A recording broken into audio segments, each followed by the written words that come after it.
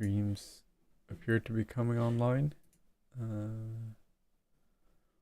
Let me just check the YouTube one. Yes, that's also live.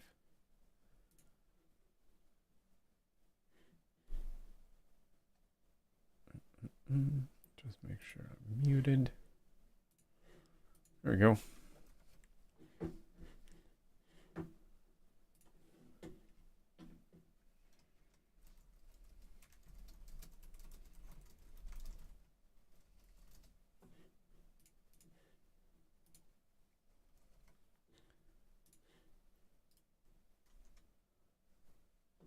Right. I think everything should be up and running now.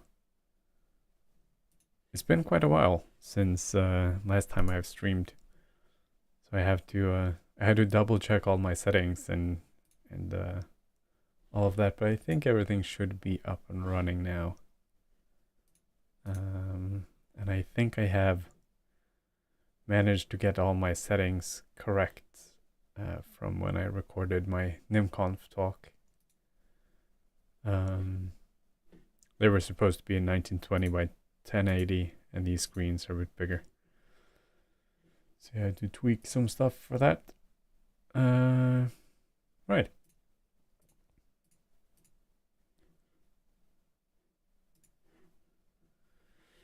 So yeah, another year of Advent of Code.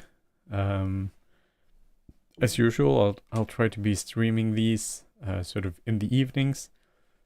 Hopefully that shouldn't interfere with anyone trying to get a high score, getting tips on how to do it. As usual, I'll be solving these in Nim. So if you haven't used Nim before, then this might be interesting to see to see more of the language in use. And of course, if you're a seasoned Nim programmer, it still might be interesting to follow along just for fun. As usual, I haven't looked at this. I haven't done anything. The only thing I've done is that I've set up my folder structure similar to all the other years and created a README. There's also a GitHub repository up on my GitHub account. It's currently empty, but I'll be posting the results of this as soon as I'm done. So yeah, we have the usual drawings here. Not quite sure. It's kind of hard to tell early on what it's supposed to be. I won't be traveling this year around Christmas, so hopefully I'll be able to get a couple more days in than I have the past years.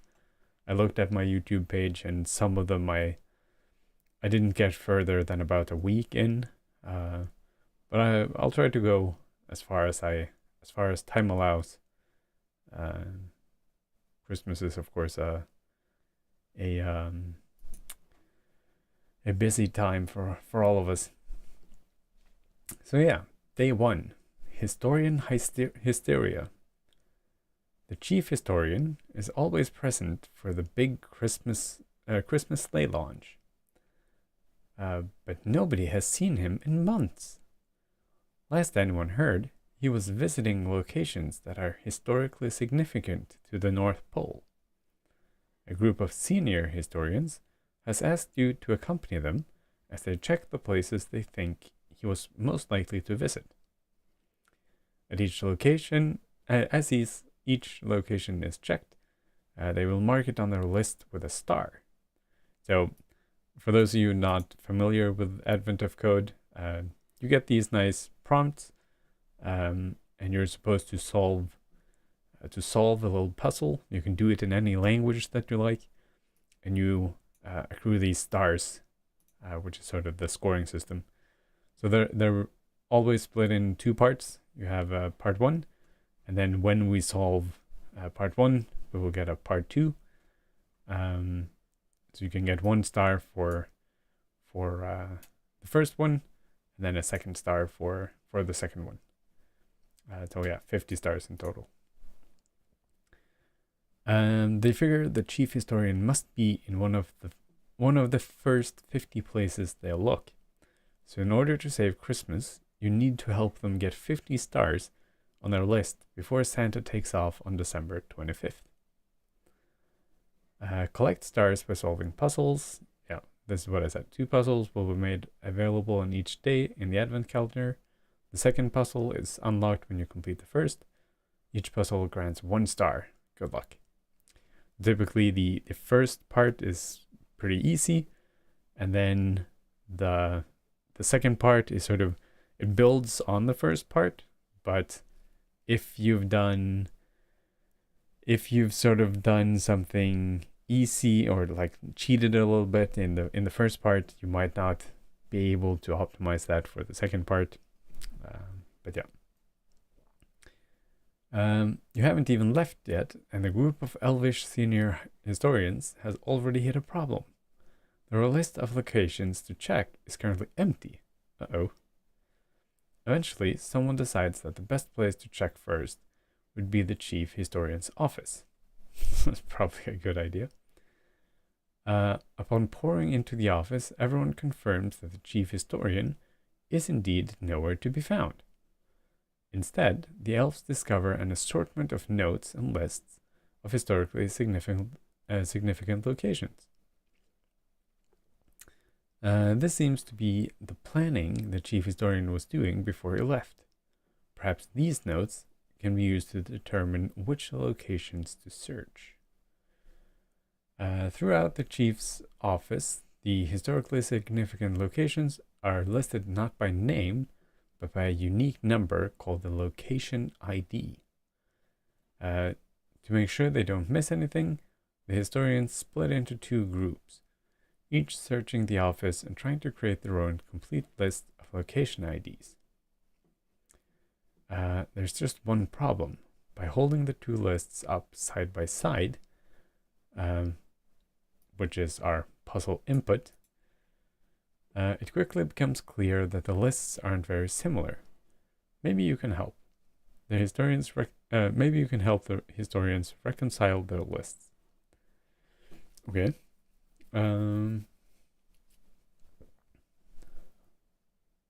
Right, so we have 2 lists of location IDs, and they look like this. And they have, so this is one list, and this is the second list, and they hold them up next to each other for some reason. Maybe the lists are only off by a small amount. To find out, pair up the numbers and measure how far apart they are. Pair up the smallest number. Oy. Sorry about that. Yeah, to find out, pair up the numbers and measure how far apart they are. Pair up the smallest number in the left list with the smallest number in the right list, then the second smallest left number with the second smallest right number, and so on. Okay. So basically we need to sort these in ascending order. Right. Within each pair, figure out how far apart the 2 numbers are. You'll need to add up all of those distances. Okay, so add them up. For example, if you pair up a 3 from the left list with a 7 from the right list, the distance apart is 4. If you pair up a 9 with a 3, the distance apart is 6. Right, so it's always the distance, not negative numbers. In the example list above, the pairs and distances would be as follows. So the smallest, so for this example, smallest number in the left list is this 1. Smallest number in the right list is, well, any of these 3s. And the distance between them is 2. The second smallest number in the left list is a 2. Second smallest number in the right list is another 3. The distance between them is 1. So on and so forth. To find the total distance between the left list and the right list, you add up the distances between all the pairs. In the example above, it's this list.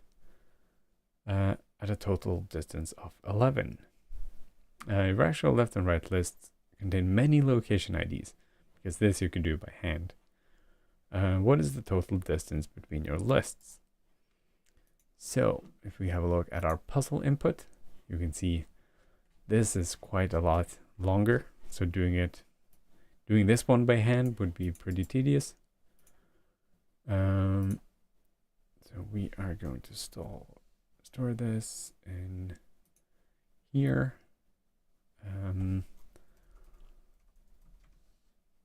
Like so. So now we have our input.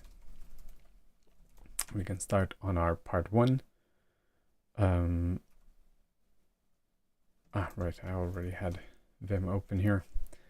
Right, so basically we need 2 lists. Let's just call them left and right. We'll just do sequence of integers. And then for each line in input.txt.lines. So this lines is an iterator that takes a file name, reads the file, splits it up, and goes through line by line. So if we just echo out each line, we can see that we get this long list. But we want, we'll want to do some string manipulation. So let's grab string utils, and we are going to split this. I think split by default does white space. Indeed it does. Ooh, right. So it splits apparently on spaces. And there's 2 spaces, but we can see the first one and the last one is fine. So we can do, let's just say the splits is that, and then we can add the first element as parse that as an integer, and in the right list we can do the last. So this is in M, so one off the end of the array. So it's kind of like this. So it's a shorthand for one off the end. If we now echo out left and echo out right, we will see that we now have 2 sequences of a bunch of numbers. Very good. And now we are going to import, I think it's in secutils. It might be an algorithm.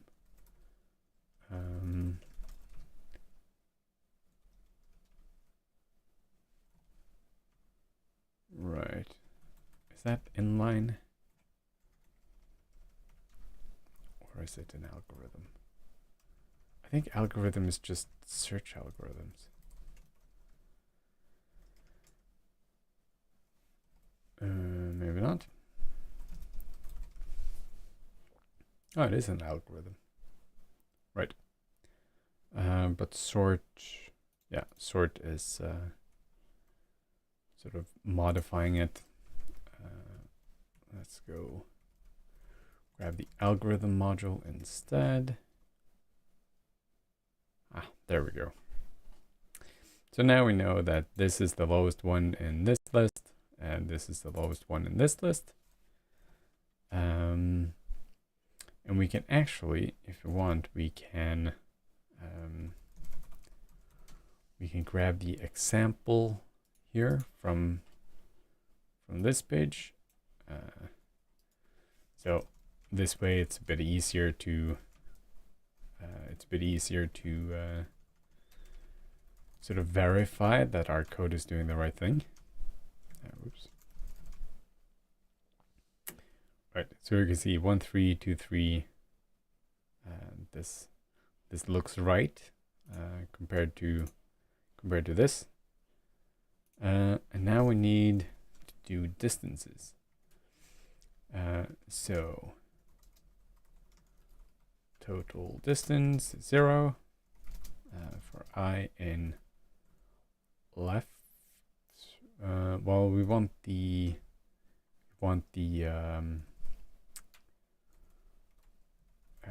indexes instead, so we'll go from low to high. So nim is a statically typed language.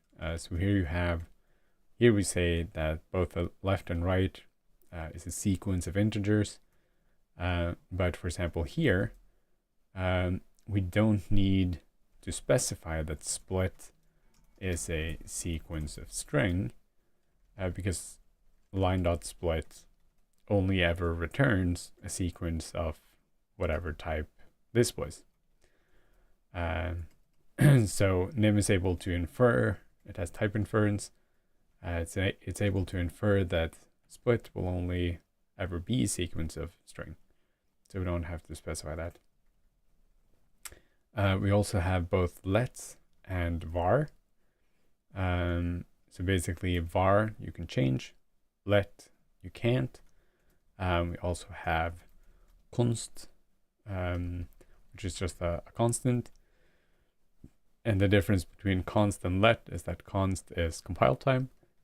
So for example, if we try to use const here, we'll get an error saying that, well, first we need to fix this error. Now we get cannot evaluate as compile time. Because we tried to use const, so we tried to make this compile time, but line isn't available on compile time because it depends on the whatever is in this file. So in this case, we need to use let instead. But here we do a var. Of course, we don't want to echo those in there. What we want is total distance is equals to left at I minus right at I. And of course, we want the absolute value of that because we only want positive numbers. We want to plus equals that. And I think abs is in the math module. So I think we need to also include the math module there. Yeah. So yeah, this looks good. This is 11, which is the same as it says here. So now we can run this on our actual input. And if we do that, then we get a number. And that should be our answer.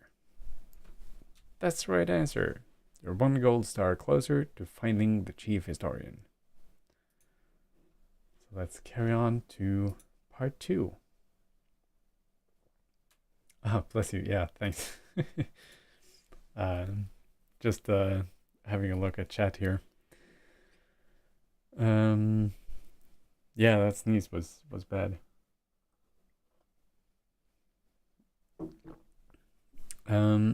Right. So part 2. Yeah, the first half of this puzzle is complete. It provides 1 gold star. Part 2.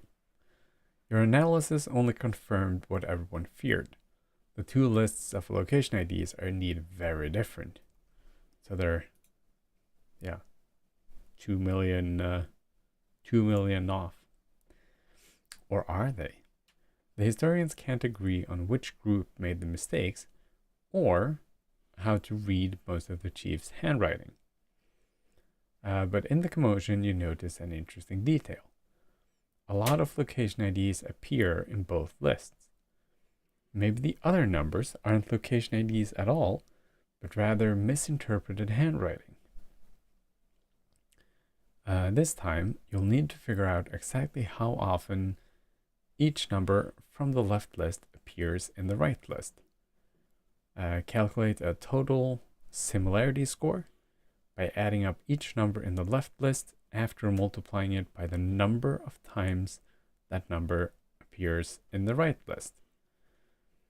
Here are the same example lists, again, the same as here. For these example lists, here's the process of finding the similarity score. The first number in this left list, so now we're not doing sorting, is 3. It appears in the right list 3 times. So 1, 2, 3. So the similarity score increases by 3 times 3 equals 9. The second number is a 4, only occurs once. So that's 4 times 1. The third number, yeah. So basically we need to figure out how often these numbers appear. For each of these, find how often a number appears in the right list. And then just add them all together. So if we create a part 2, well, let's actually do this. And then open a new tab, part 2.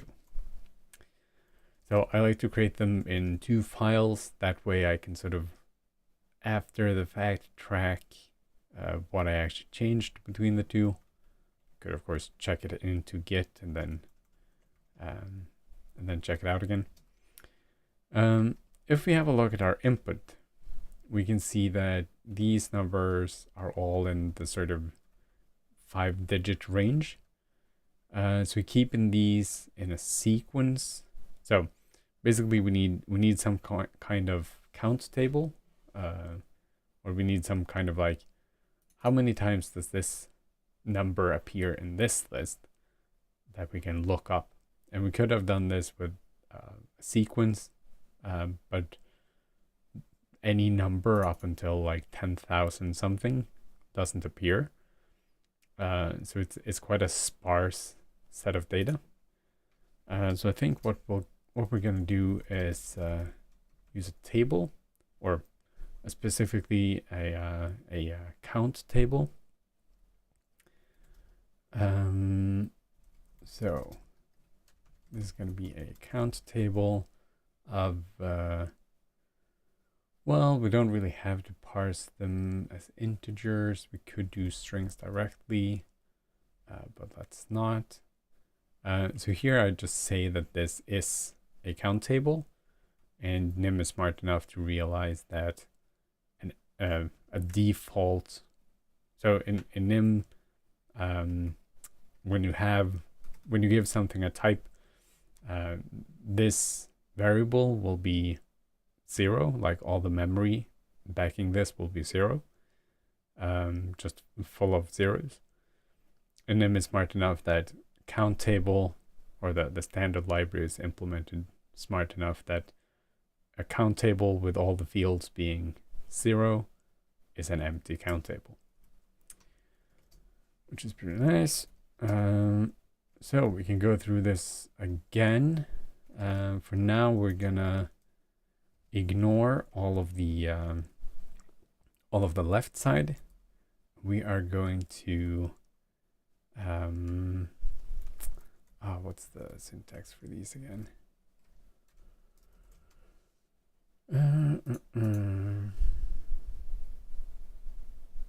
Count table.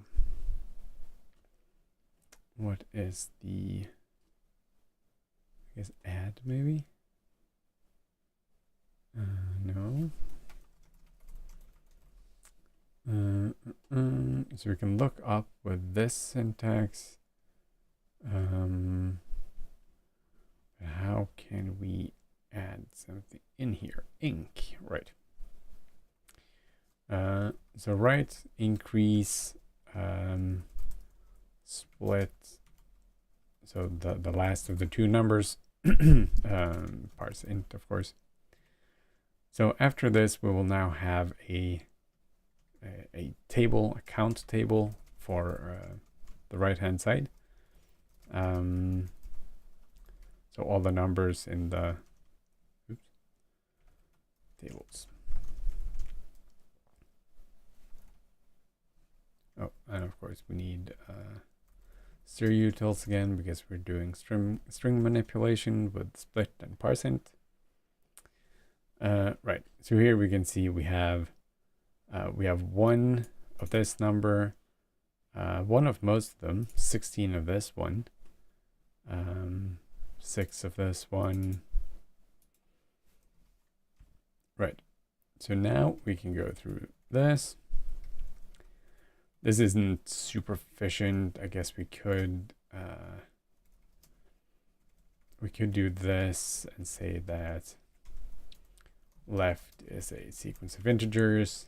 So just sort of build this list so we don't have to iterate over the file again. And then we can say for num in left, and we had this was a similarity score. Was that what they called it? Similarity score, yeah. So similarity 0. For num in left, similarity plus equals, and that was the number times by the number of times it appears on the right hand side. So that is number timed by how many times it appears on the right hand side. Similarity. And if we now try this out in the example first, we should get the number 31. So if we run that, it should just spit out the number 31, and it does, which is nice. So then we can do input, just read the whole file. Oh, and by the way, nim is a compiled language. So this right here, just compile and run the output of part 2. So if we didn't have the run part, we would just compile the binary, and we would have to run the binary ourselves. But with the R switch, it's gonna also run it for us, which is nice for stuff like this. There we have our results. Paste that in there. And now, hey, that's the right answer. You are 1 gold star closer to finding the chief historian. You have completed day 1. You can share the victory. So when you hover over this one, we get links to share. Or return to your advent calendar. All right, so we have a star here. This is probably, I guess, the house of the historian. And then almost 8 hours, next day we'll unlock. As I said, I will post this on my GitHub, both the part 1 and the part 2, but not the input text. Because that's not very interesting. You'll have to grab your own input. But yeah, that was it. As usual, part 1 is pretty simple, and then they sort of become gradually more and more complicated as the days go on. Right. That's everything for today. I hope you enjoyed, and I hope I'll see more people as the days go on. Hopefully I'll be able to keep it up a bit longer this year than I have the past couple of years.